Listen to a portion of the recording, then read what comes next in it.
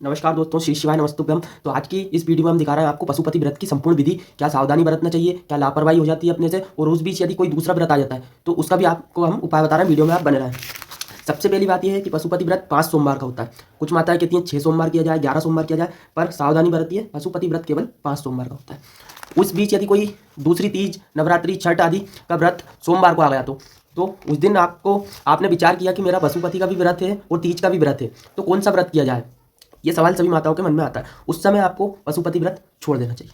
पशु व्रत छोड़ दीजिए, पशुपति व्रत छोड़ दीजिए, और आप तीज का व्रत कर लें, चतुर्थी का व्रत कर लें, जो भी व्रत आया हो। पशुपति व्रत का नियम जानिए, बहुत ध्यान से सुनिएगा सभी माता। उस दिन आप एक प्रण लीजिए कि मुझे इस सोमवार से पशुपति व्रत अगले 4 सोमवार तक करना है। 5 सोमवार का होता है, इस सोमवार से अगले 4 सोमवार तक व्रत करना है मुझे। उस दिन सुबह स्नान करने के बाद मैं बड़े प्रेम से पूजन की थाली लगा लूँ। पूजन की थाली में रखना ये है, उसमें चंदन, अबीर, गुलाल, जो भी आप रखना चाहें, चावल, मूली, जनेऊ, पंचामृत, भगवान शंकर की पूजन करो। सुबह के समय पर शिव जी की आराधना के पश्चात भगवान शंकर से एक प्रार्थना करिए। आप जल्दी से जल्दी मनोकामना पूर्ति की एक प्रार्थना कीजिए आप, ठीक है।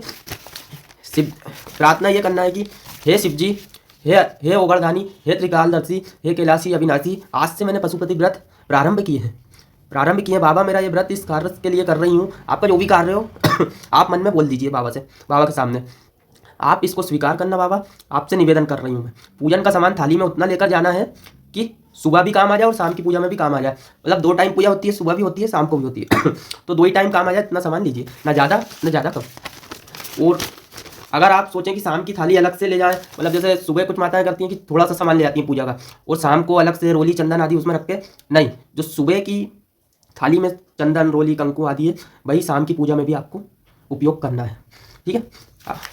अब दोनों समय काम आ जाए इतना ले जाना है। बाबा से निवेदन करके पूजा की थाली वापस ले आओ। सुबह की पूजा के बाद शाम के समय पर घर में मीठा बनाइए, कुछ भी हलवा वगैरह आप बना सकते हैं, मीठा बनाइए। उसमें फिर एक थाली लीजिए, 6 दिए रखो। 6 दिए थाली में रखने के बाद थाली को मंदिर में ले जाओ, मंदिर में पूजा करो, शाम को पूजन करो। और पंचामृत स्नान करने की, शाम को मतलब बाबा को स्नान करवाने की जरूरत नहीं, पंचामृत स्नान मतलब पंचामृत के छींटे दे दीजिए या जल के छींटे दे दीजिए, कोई दिक्कत नहीं है। पूजन करके प्रसाद के पहले 3 हिस्से, प्रसाद जो आपने बनाया था ना मीठा, उसके पहले 3 हिस्से कर लो। इसके बाद फिर आप दिया लगाइए। फिर बाबा को 5 दिए लगाना है। 6 दिए ना, उसमें से 5 दिया आपको बाबा को लगाना है। एक दिया जलाते जाएं, बाबा से अपने हृदय की बात कहते जाइए। दिया जलाते समय अपने हृदय की बात कह दीजिए। फिर 5 दिए पूरे हो जाएं। छठा दिया जलाना नहीं है। जो 5 दिया आपने बाबा को लगा दिए, 6 दिए ले गए थे, छठा दिया जलाना नहीं है, उसे थाली में वापस रख लेना है। दिए को थाली से उतारना जरूर है, ऐसा नहीं कि आपने थाली में रख लिया उस दिए को, उतारा नहीं, मंदिर में उतारना जरूर है, फिर वापस थाली में रख लेना है, ठीक है। प्रसाद के 2 हिस्से मंदिर में छोड़ना है। 3 हिस्से जो आपने करे थे, 2 हिस्से मंदिर में छोड़ना है। 1 हिस्सा थाली में रख करके घर ले आना है शाम को। जब आप घर में प्रवेश करो, घर के सीधे हाथ की ओर, घर में अंदर जाते समय उस ओर बैठो, उसके बाद दिया जला लो, वहाँ पर बाबा से प्रार्थना करो, ठीक है, कि हमारा ये कार्य है बाबा, इसको आप सफल करिए, आपसे हमारा निवेदन है। इसके बाद राइट हैंड पे घर में आप जैसे प्रवेश करो, दिया लगाने के बाद, प्रार्थना करने के बाद, भोजन करने के लिए जब बैठो, सबसे पहले जो प्रसाद का 1 हिस्सा लाए हो आप, उस प्रसाद को सर्वप्रथम खाइए। जो प्रसाद आप लाए हो उस प्रसाद में से किसी को नहीं देना, नहीं तो वो व्रत मान्य नहीं होगा। ध्यान रखिए, जो प्रसाद का हिस्सा आप लाए उसमें से किसी को नहीं देना, केवल और केवल व्रत जो करता है व्यक्ति उसी को खाना, ठीक है ना। उतना ही प्रसाद लेके जाना है जितना आपसे खप सके। नहीं तो कुछ माताएं इतना प्रसाद ले जाती हैं कि मतलब दूसरों को बांटने के हिसाब से, पर खिलता नहीं है, फिर इसे छोड़ना भी नहीं है, उतना ही ले जाइए जितना आपसे खिल सके। इस व्रत में सुबह आप फलाहार कर सकते हैं, शाम को भोजन में ये जरूरी नहीं कि मीठा ही खाना है, नमकीन भी खा सकते हैं। बीच में कोई सोमवार छूट भी जाए तो व्रत, जैसे कोई भी बीमार हो गया या कोई भी जरूरी काम आ गया तो सोमवार छूट गया, जैसे मासिक धर्म आदि हुआ, तो पूजन नहीं करना चाहिए, व्रत करना है उस दिन, ठीक है ना। व्रत करते रहें। उस 5वें व्रत जब आया आपका, जब सुबह पूजा कर आओ और शाम की पूजन में बाबा पर 108 चावल के दाने, 108 मूंग या 108 बेलपत्र या 108 फूल की पत्री आप अर्पित कर सकते हैं।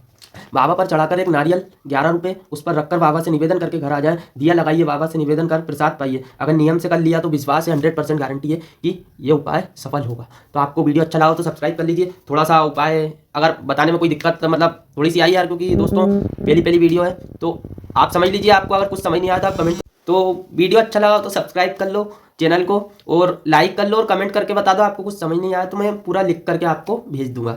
ये पशुपति व्रत था। ये माना जाता है कि ये करने मात्र से ही 5वें सोमवार तक मनोकामना पूर्ति हो जाती है। तो आप भी बने रहें और एक बार उपाय कर लीजिए। समझ बिल्कुल, जैसे थोड़ा बहुत समझ नहीं आया आप बता दीजिए, आप मैं वीडियो डालूंगा उसकी बाकायदा पूरी। वो कमेंट जितना समझ आया उतना आप बताइए, जितना नहीं आया आपका भाई बेटा आप बताएं, मैं वीडियो डालूंगा, आप आदेश करिए, हम पालन करेंगे। धन्यवाद। श्री शिवाय नमस्तुभ्यम, हर हर महादेव, बोल बम का नारा है, बाबा एक सहारा है। जय हिंद, जय भारत।